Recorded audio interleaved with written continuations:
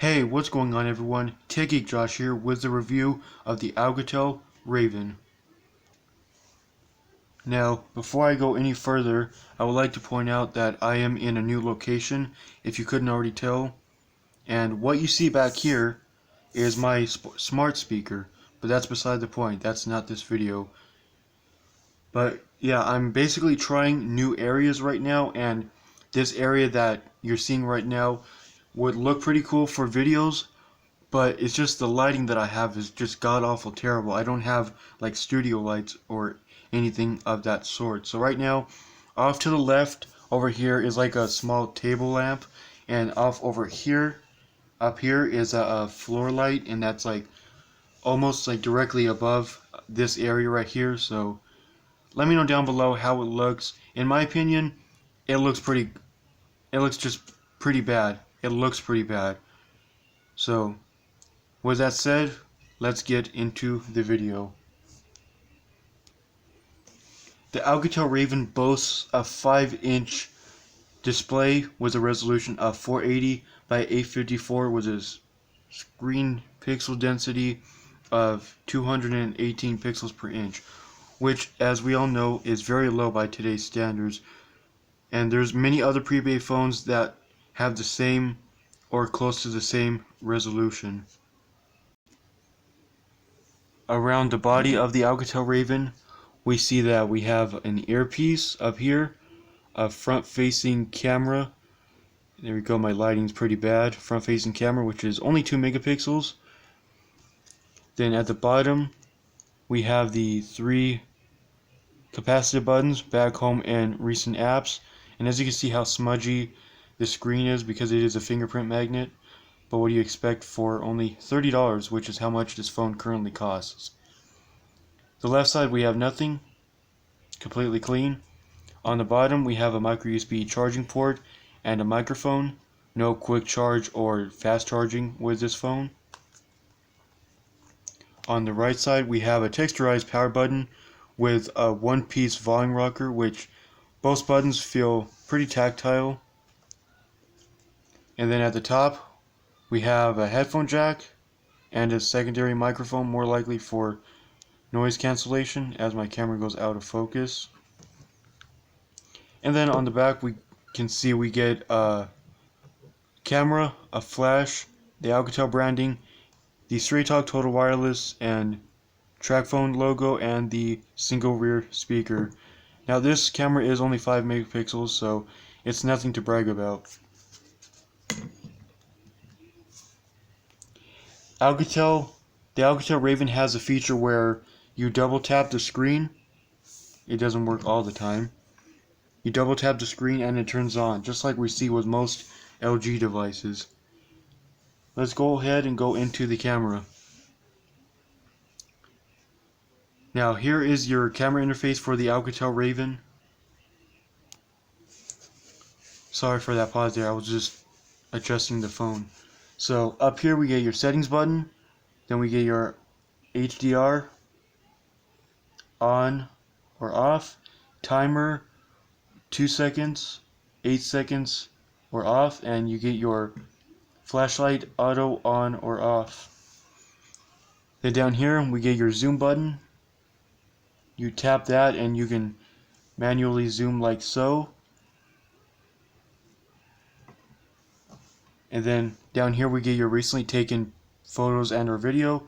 Then right here we get your shutter button because we are in the photo mode, as you can see right there. Then you get your camera flip button. And if we flip to the front facing camera, there I am. Nothing to brag about there. Very bland and very basic by today's standards. Let's take a look at our settings. So for the photo size, which is, we get 5 megapixels at 4:3 and it goes down from there.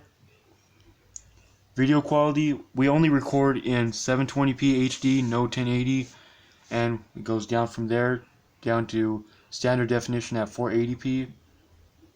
We get video stabilization, EIS, on or off. Then we get your grid, volume button function, which you can program it to the shutter function, the zoom function, or the change volume. I might as well change that right now because I prefer the zoom function. so I don't accidentally like take a photo or anything else. Media storage, now this is where you will save your pictures and or videos. So if you had an SD card, you can tap that and it will come up with a list of options to save as the internal storage or the SD card storage. Save location information on or off, shutter sound on or off. Honestly, me personally, I can't stand shutter sound no matter on what kind of phone it is. Anti-banding, auto, and it goes down from there. Zoom button on or off, and reset settings. Now let's go over here to the video mode and take a look at the settings in video mode. And we get the same size at 5 megapixels and it goes down from there.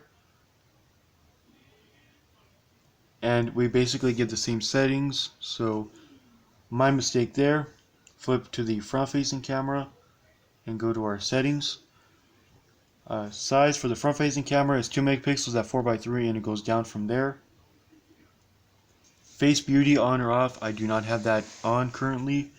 Video quality, we also get HD 720p for the front facing camera and standard definition at 480p.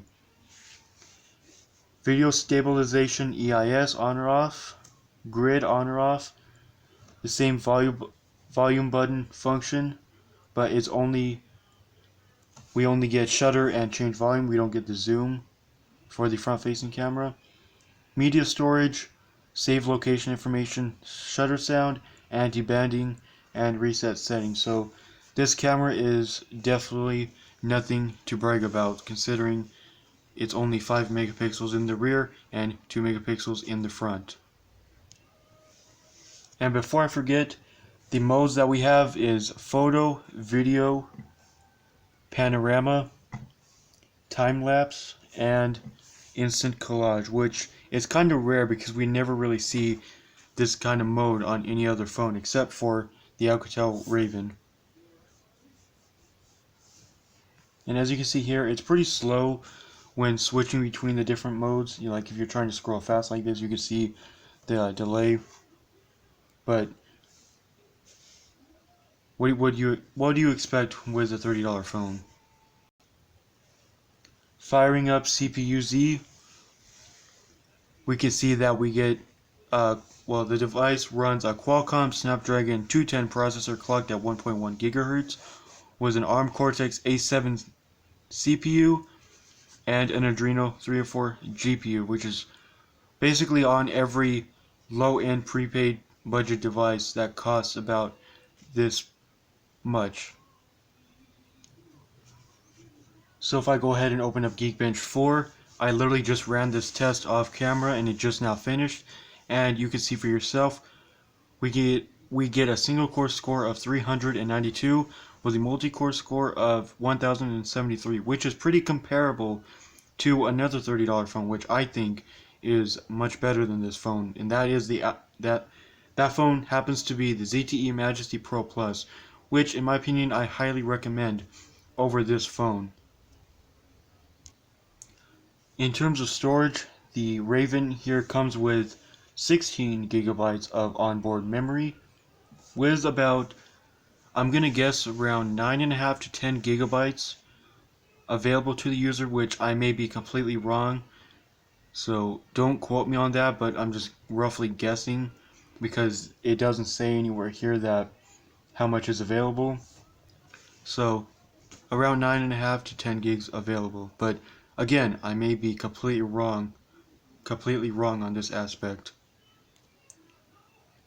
But luckily, we do get storage expansion on this phone.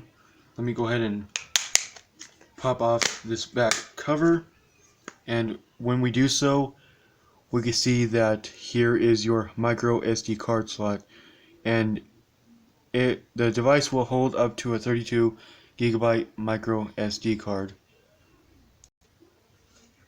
Another cool feature with this phone is that we get Android 7.1.1 Nougat. Oops, go back. We get Android 7.1.1 Nougat, which on some other budget phones we don't even get Nougat. We usually get Marshmallow, or if not that, we usually get Lollipop. So that's pretty nice to see on a $30 phone. Another $30 phone that has it is the ZTE Majesty Pro Plus. So that's very cool with this $30 phone as well. And finally, the last thing I would like to talk about in this review is the battery. In this phone, we get a removable 2200 milliamp hour battery, and as you can see here, I'm sitting at 20%, and it says approximately 20 hours left. And I've got to say, I'd say this is really incorrect, because for me, the battery life has not been too awful bad, but it hasn't been too awful good. And if we look down here, screen on time, I haven't been using it really at all. And time on, it says I'm setting at 3 hours, 36 minutes and 25 seconds. Computed power use is 429 milliamp hours. So, but from what I've been experiencing, the battery life ain't the best. And you do also have battery saver, but me personally, I never use this feature on any phone that has it. But you may, but me personally, I just don't use it whatsoever. So, there you guys have it. My review of the Alcatel Raven. And now that it's the end of this video, I would like to mention and I would like to point out that I will not be keeping this phone, unfortunately, because, well, there's simply no need for it, simply because I have all these other devices. I don't need to keep this specific one. And I was thinking to do 5 things I don't like about this phone, but it really isn't worth doing a video, because those 5 things are pretty stupid if you say that to someone else.